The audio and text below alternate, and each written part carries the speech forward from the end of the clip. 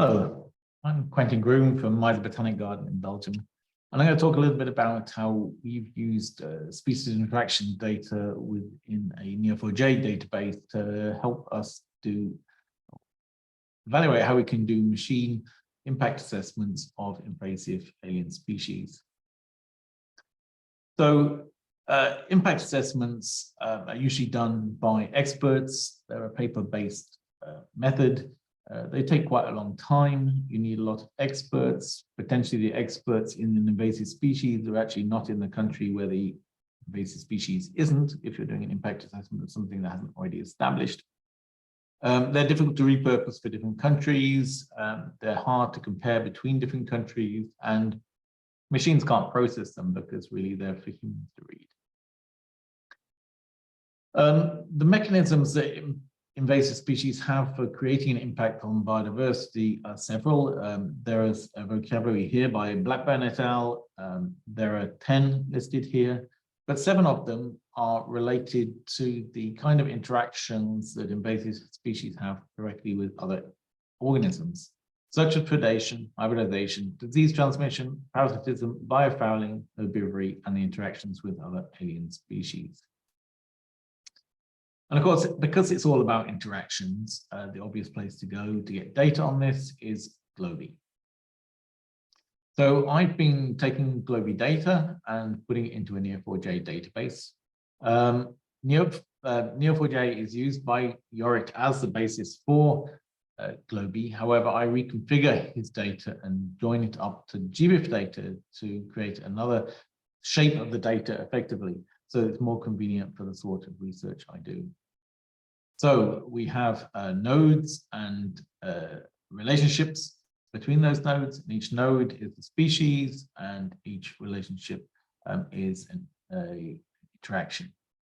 If you look at individual node, I have information, for instance, of whether it's alien to the place I'm interested in. So all the data in my database for Belgium, it has the species name in there. It tells me whether it's an animal or not. And for my particular purposes, I want to know the occupancy, and this is the occupancy of 1 kilometer squared within Belgium. I also have information on the relationships that's coming out of Globy. And if you look at the relationship details here, you can find where the information came from in the first place. It has a DOI, it has the reference. So what are impact assessments? Well, we use one in Belgium called Harmonia Plus, and it presents various questions for experts to answer. So the questions are a bit like this. The organism has a something effect on native species through predation, parasitism, or herbivory. And I can change that into some code, into the Neo4j query language.